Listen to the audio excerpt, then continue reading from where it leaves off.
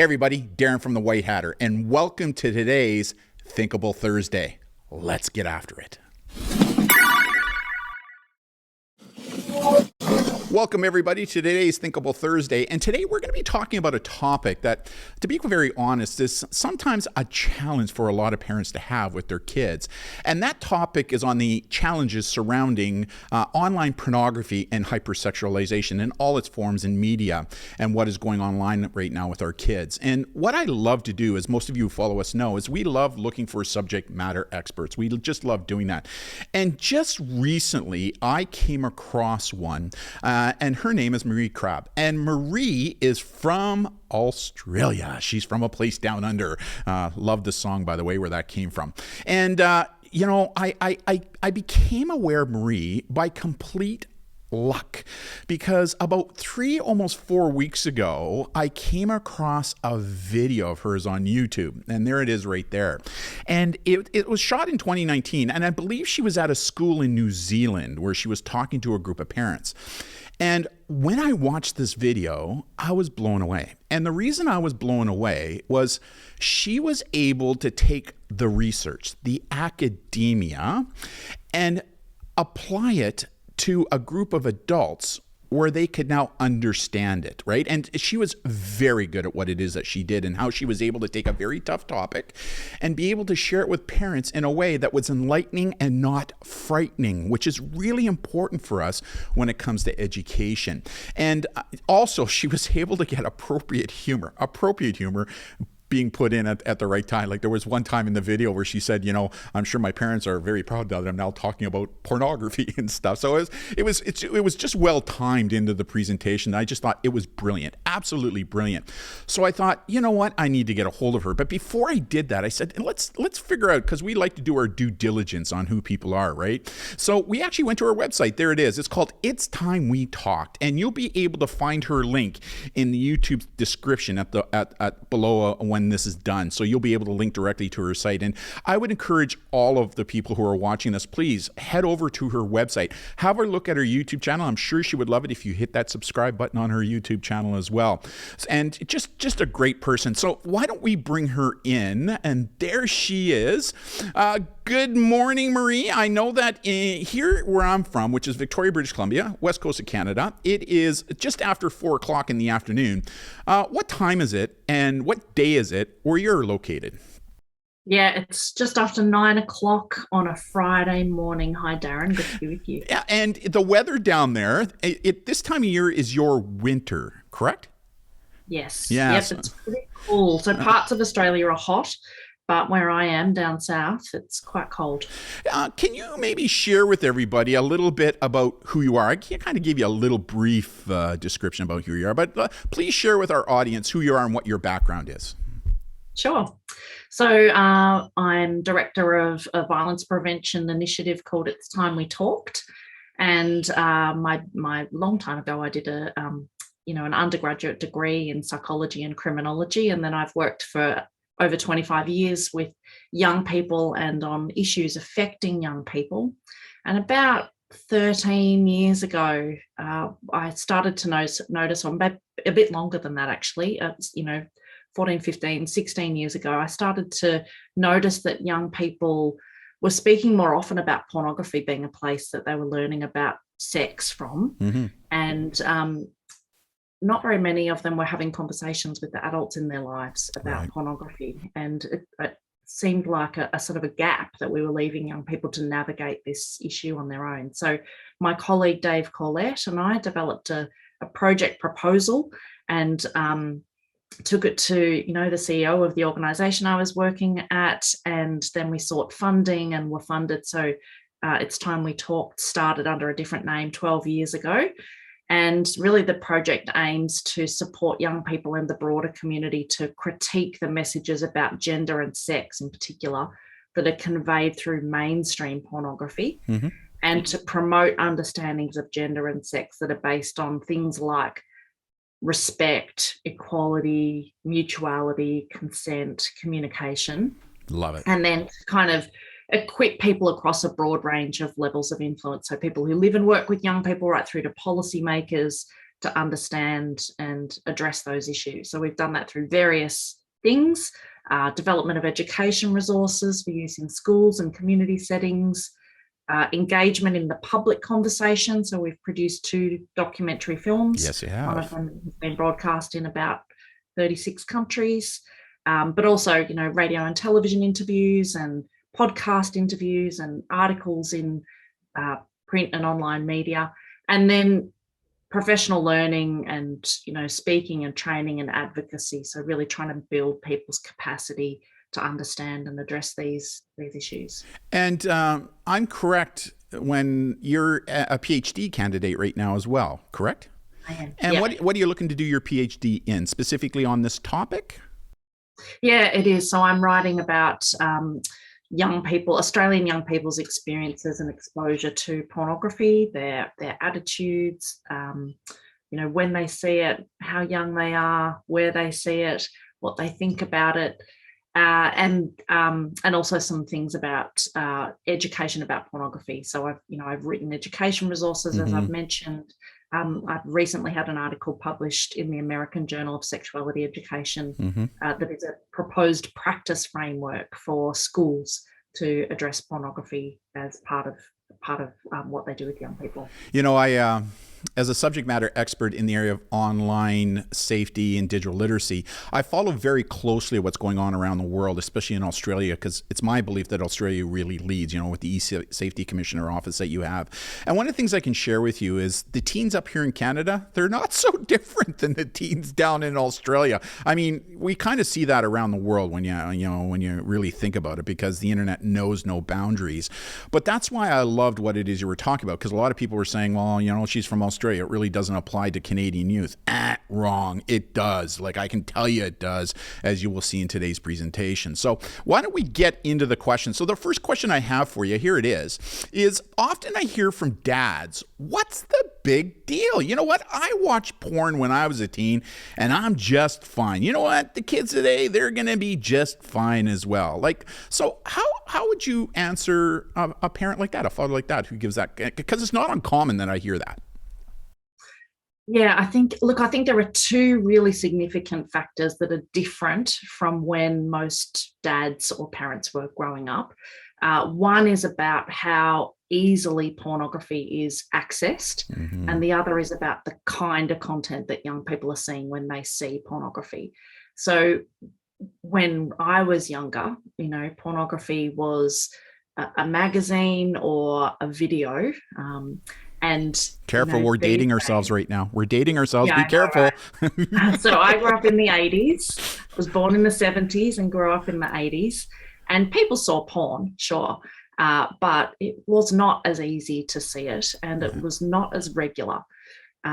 So now, with the click of a button, young people can see, if they wanted to, they could see millions and millions of pages of content on their phone, on any device, out in public, at home, wherever it is that they want to access it.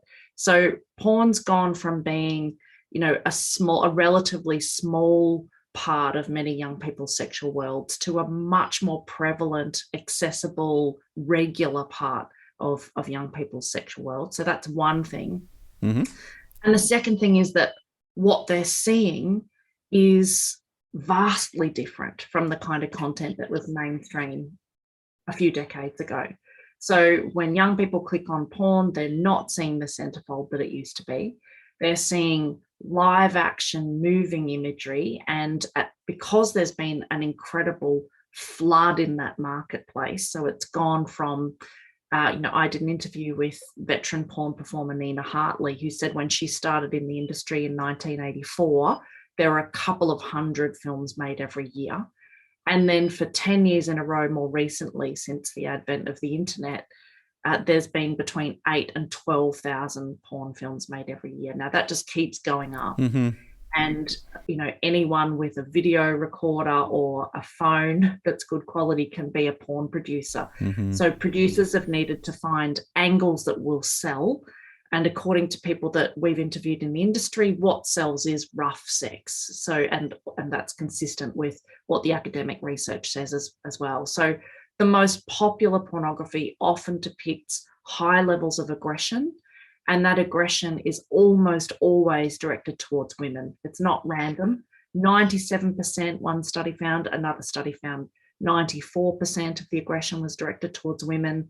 Another study again found that women were 13.3 times more likely to be the target than men. So they're seeing aggressive, high definition, very powerful, visceral content. Often there are themes of incest. Another study found incest themes, so stepmom, stepdaughter, stepsister, that kind of thing, in 46% of scenes of the most popular porn.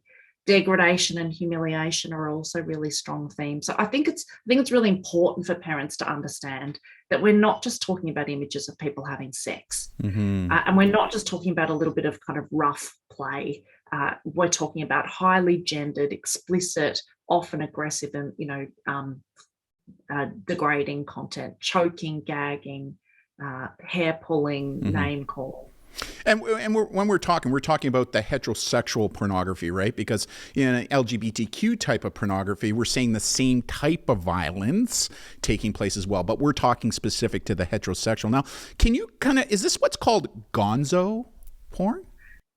Yeah, so look, I think it's worth mentioning that we are, what we see in gay male pornography, for example. So if we look at sort of what are the mainstream genres of porn, and I should say I am talking about mainstream porn, the very common material. So you can find erotica that conveys very different kinds of messages, but it's hard to find, and it's not what you tend to see on sort of mainstream porn sites that young people are being exposed to. So sometimes discussions about erotica can kind of be a distraction from the conversations that we need to be having. Gay male pornography is a very significant mainstream genre, not as common as heterosexual porn that's made for a male audience, but it's a very big genre. And some gay male pornography reflects exactly those same kind of messages, even the messages about gender, power, and aggression, where a kind of hyper masculine male treats a more feminized or younger, less powerful male with the same sort of aggression that we see women treated with. For young women who are attracted to women and looking for lesbian porn, they're much more likely to come across pornography that's made for a male heterosexual consumer. So where women are having sex with each other to pleasure a male rather than for their own pleasure.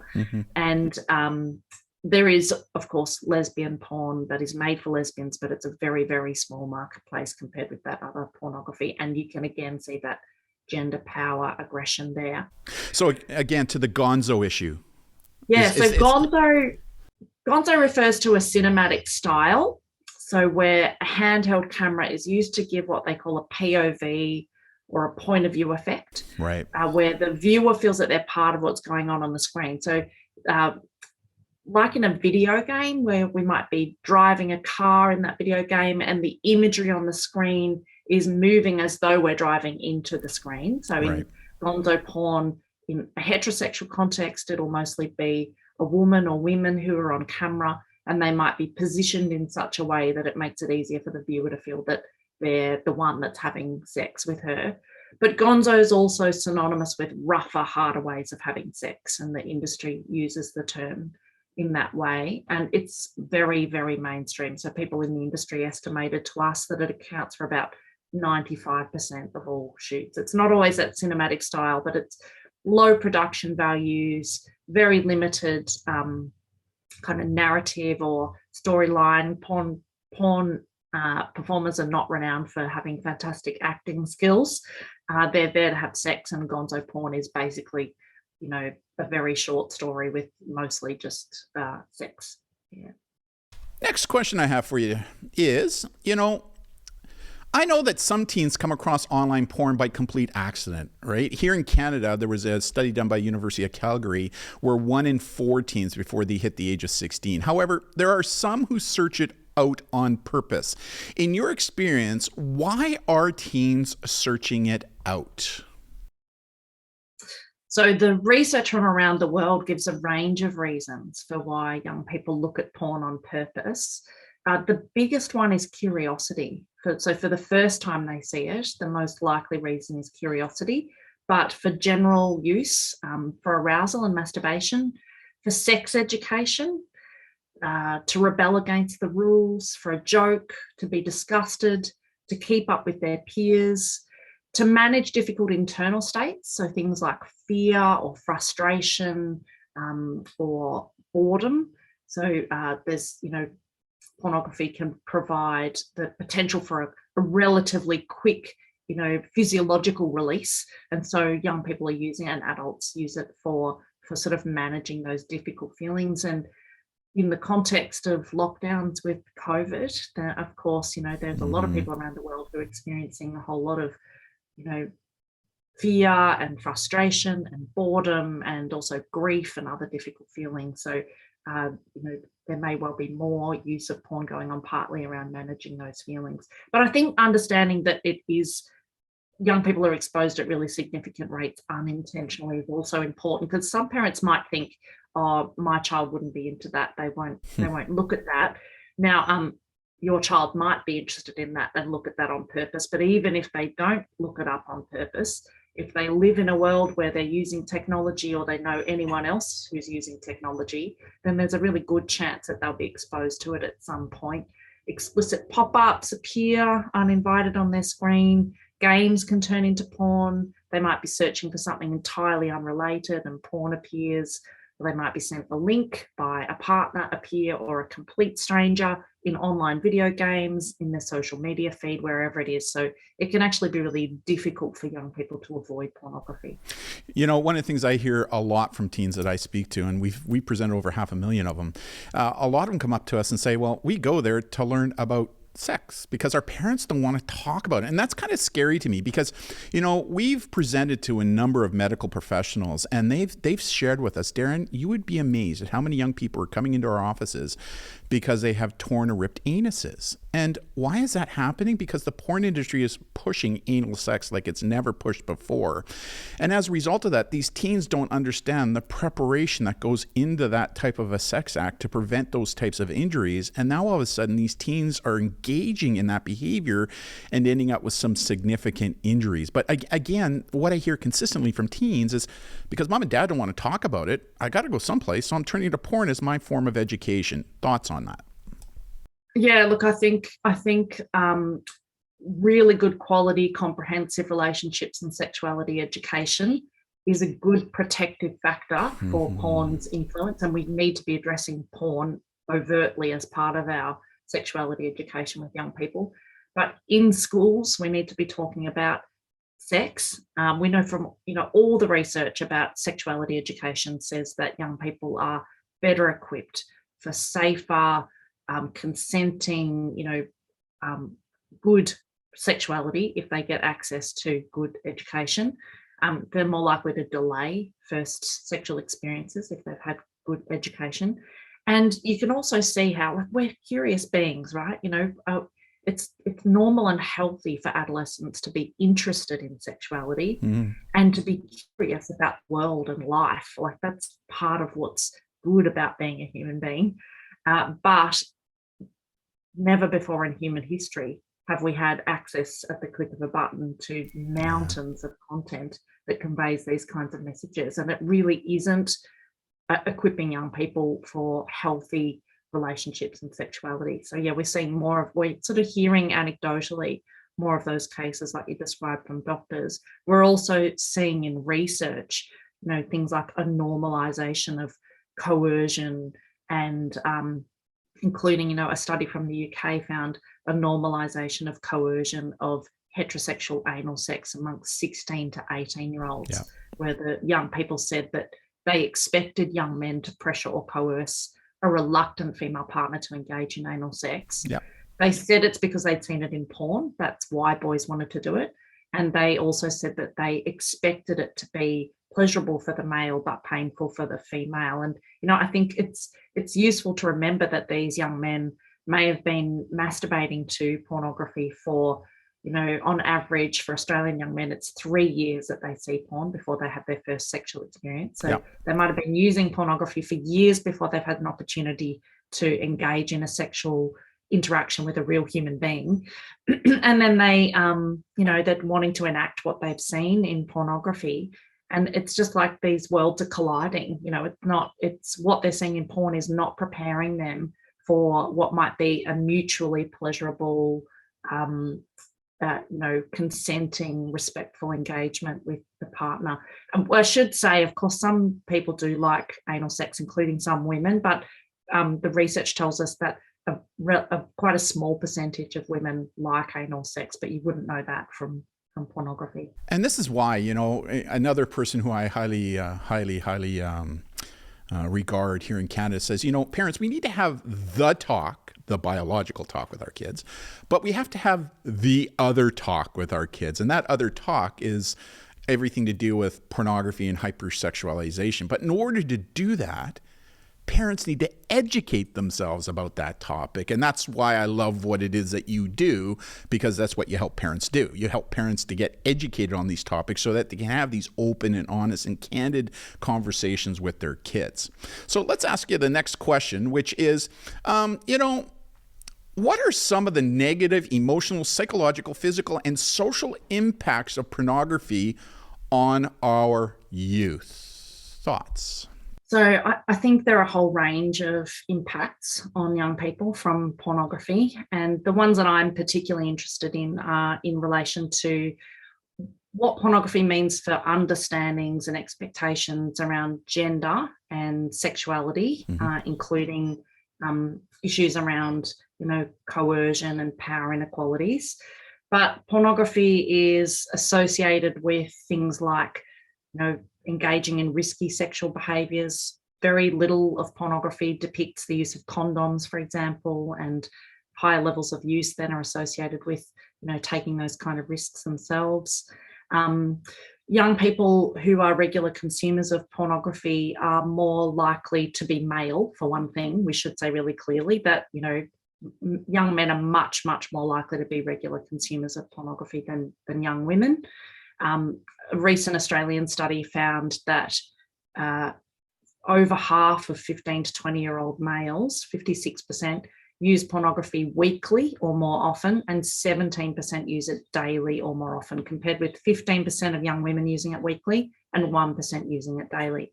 So they're more likely to be male, and they're more likely to hold views that we know are linked with violence against women.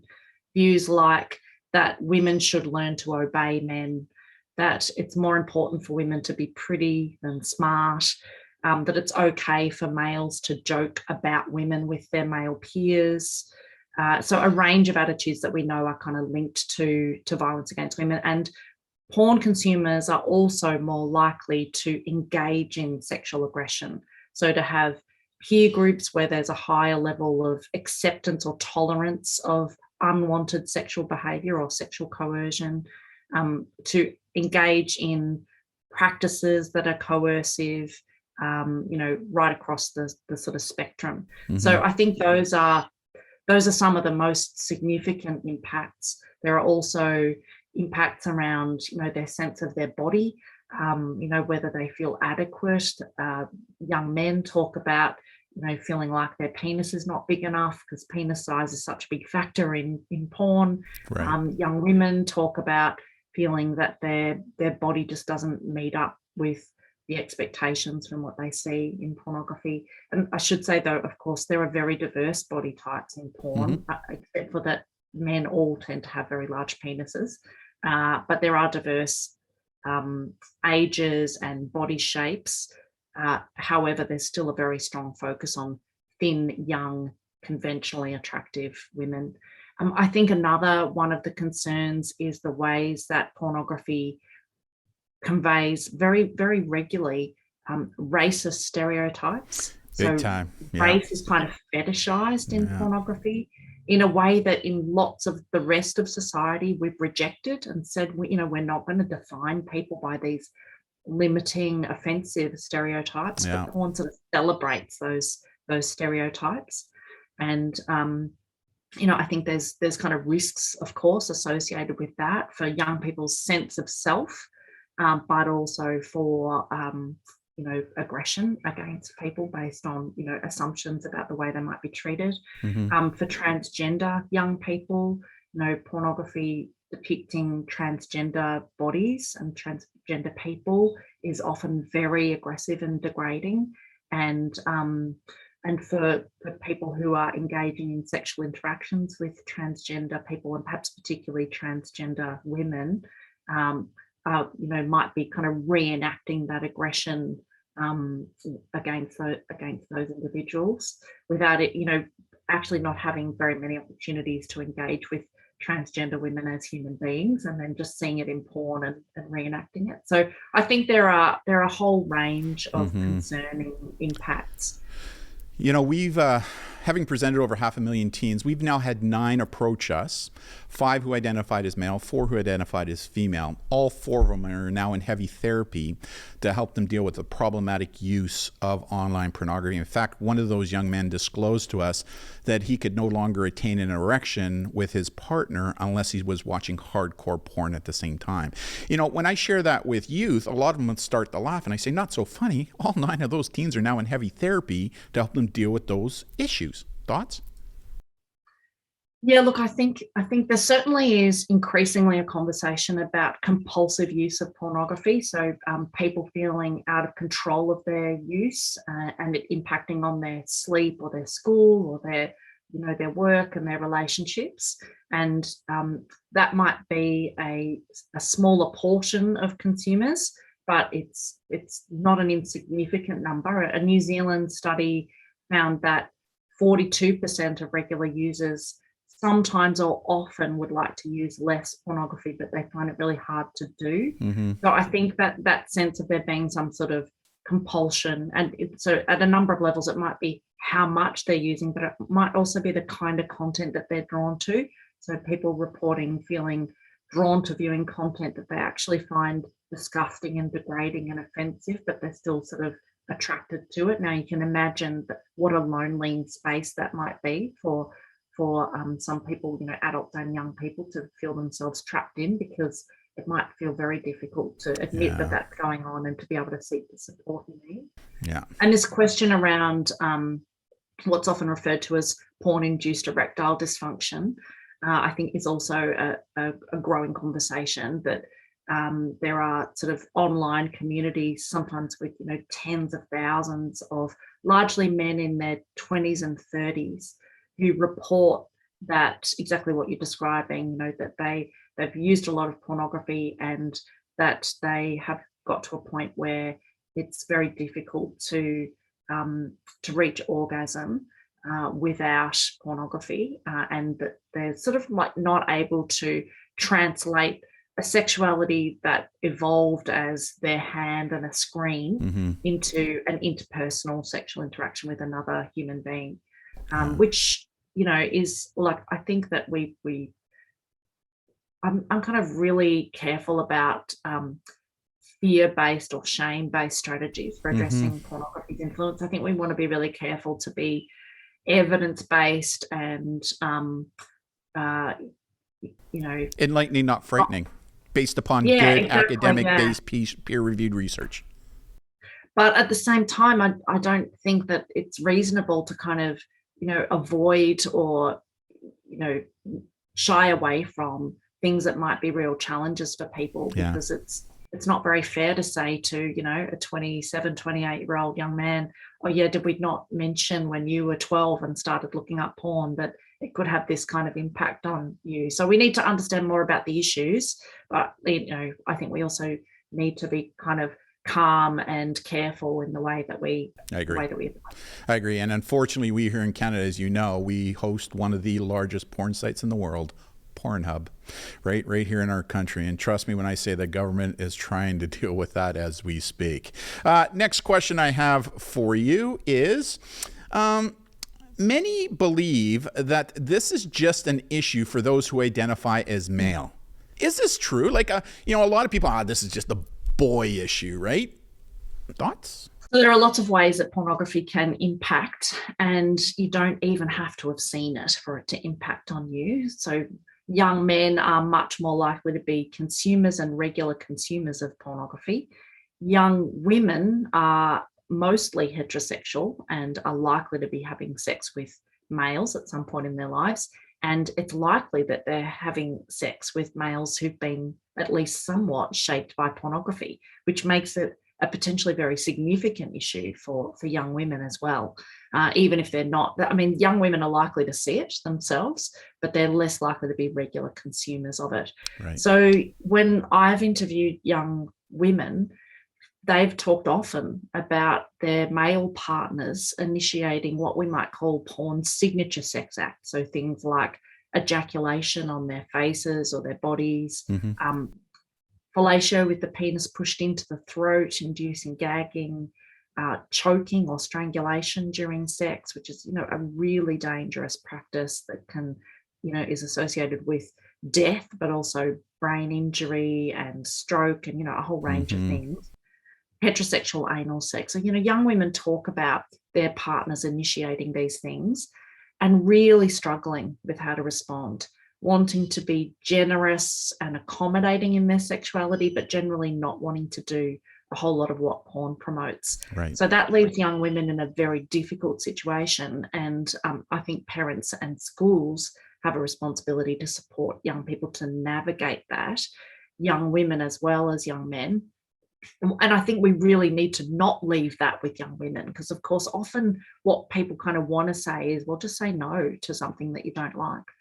But it's much more complicated and challenging than that. I think when porn is setting the discourse, young women are faced with, the challenge of not being in a relationship or putting up with things that their partner wants, or repeated difficult conversations around what they don't want to do, and their sexuality becomes they become a kind of gatekeeper for someone else's experiences of pleasure, rather than it being able to be a mutual, satisfying sexual experience for both of them. And I think we really need to help young men eroticize mutuality and consent, to sort of help them catch a vision for how great sexuality can be when everyone involved feels really good about what's going on at the time and afterwards. And I think, porn has a whole lot of fake portrayals of pleasure. Yeah. So women look like they're pleasured. And when I interview female porn performers, they talk about being required to fake being pleasured. But really, experiences of female pleasure are often not on people's agenda, young people's agenda, or broader society. We shy away from conversations about female pleasure. But if female pleasure is not on the agenda in a heterosexual context, then young women are much more likely to be experiencing coercive, unpleasured, non-consensual kind of sexuality, and young men are more likely to be engaging in sex in a very sort of entitled and self-interested, one direction kind of way, which ultimately doesn't leave anybody happy, I think. That's why I would really encourage those who are watching right now to check out your site and your documentaries, because you interview a number of actors in that industry who tell it what it really is, right? And that's such a powerful message, in my opinion. Next question I have for you is, are you seeing an increase in the hyper-sexualization of youth in all forms of media? And why do you think this is an issue that we need to address with teens? So the focus of my work really is on pornography, but I think pornography exists on a continuum of a wide range of media.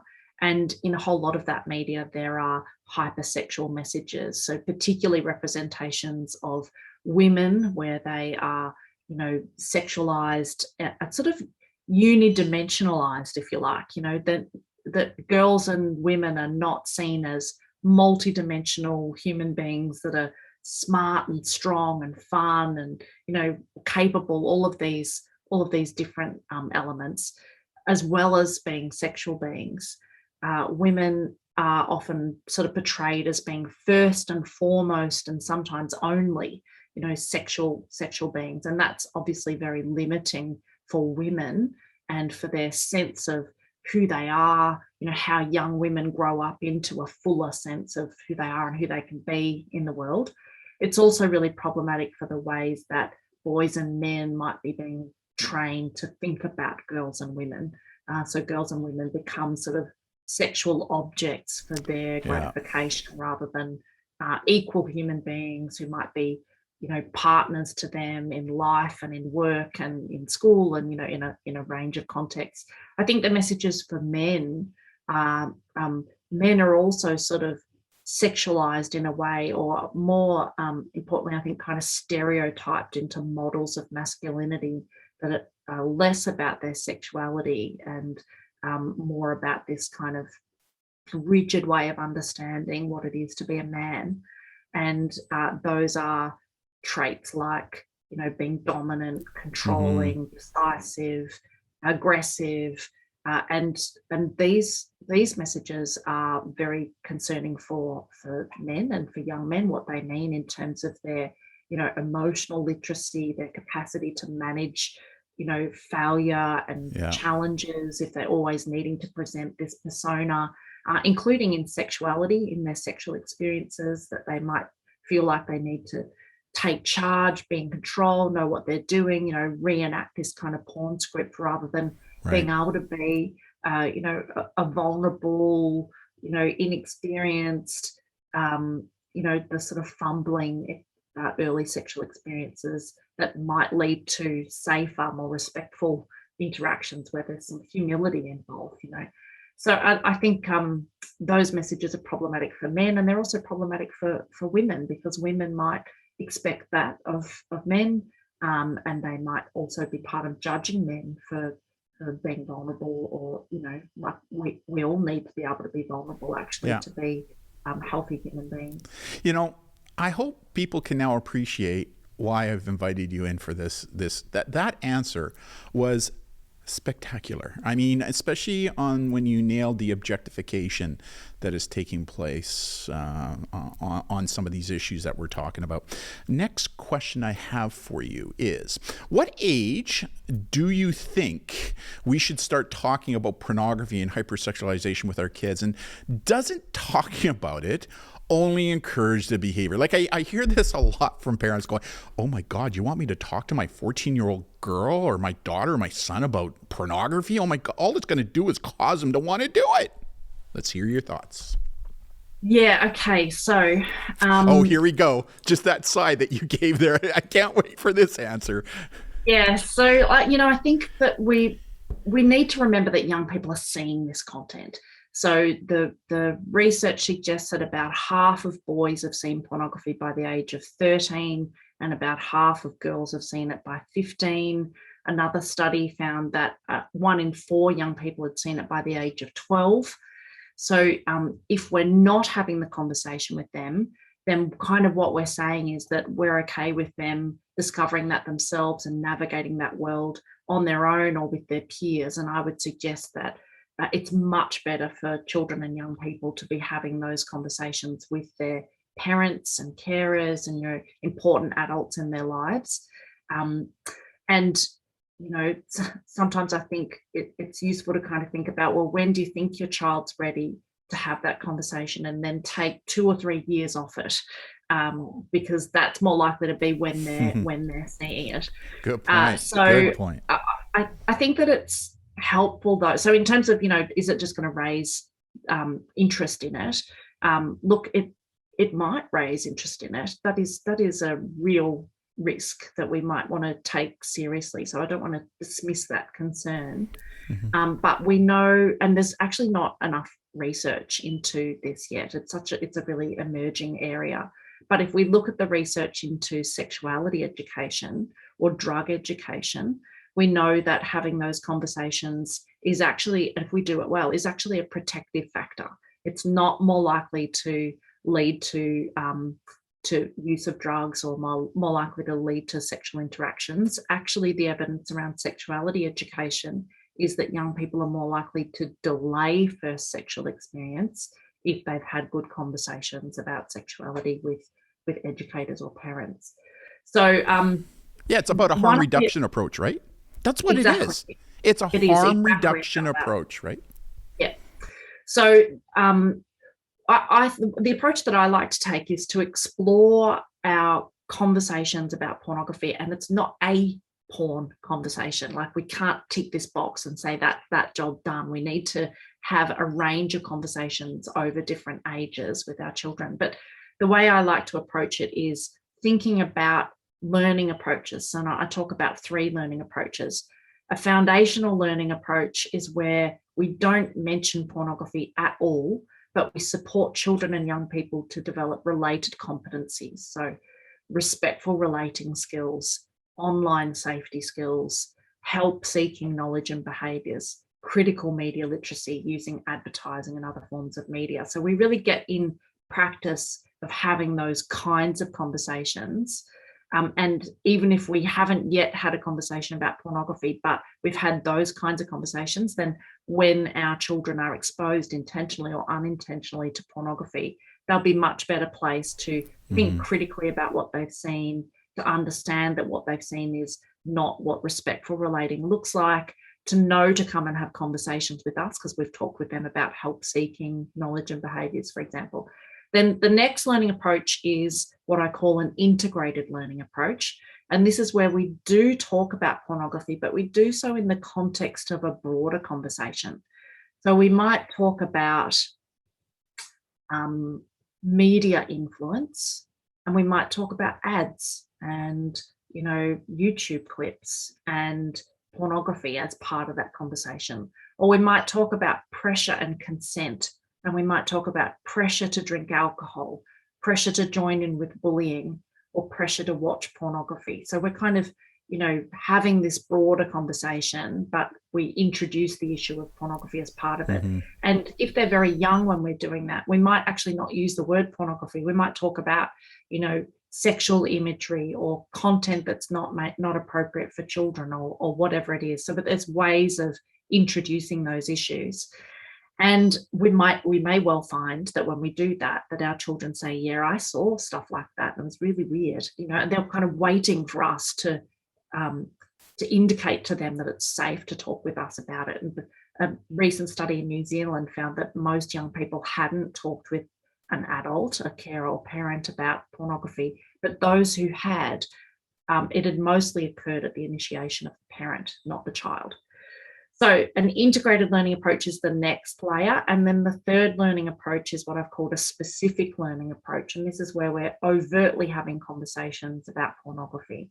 So it might be that we say to our children, perhaps on a long car trip where they're stuck in the car and, our eyes are all facing forward, so it's slightly less awkward. Right. We might say that we had something pop up in our on our computer, and it turned out to be sexual imagery, and we're like, oh, I wasn't even looking for that. How did that happen? Has that ever happened to you? And to then, if it has or if it hasn't, or either way, to be able to explore, okay, well, the kind of stuff that pops up like that, it really was not reflective of how I think a sexual interaction should be. It was like there was lots of aggression. They didn't negotiate consent. It wasn't safe. So we're sort of overtly having those conversations about the messages in pornography. Yeah, it's, one of the things I say to parents is, as soon as your kids start surfing, you need to start talking about this topic, because like it or not, parents, if we leave this to the porn industry to talk to our kids about what the difference is between healthy human sexuality and pornography, it's a recipe for disaster. So it's so important that we parents talk to our kids in an age appropriate way on these topics. I truly do believe that. So last question I have for you is the one I always end with. What is your message to parents when it comes to online pornography? So if you were to give a couple of takeaways to parents that you really want them to take a hold of here, really want to take them a hold of and run with, what would that be? So I think it's that, young people are really likely to be exposed to pornography, whether it's on purpose or accidentally.